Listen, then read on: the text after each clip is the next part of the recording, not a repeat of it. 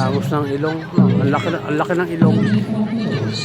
Parang hindi bagay sa kanya.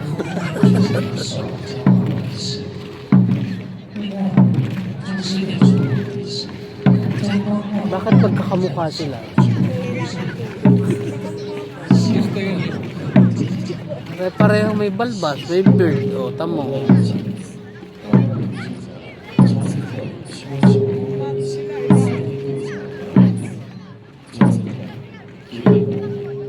Yan na lang yon.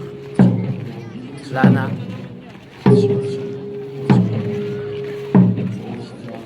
Wala na.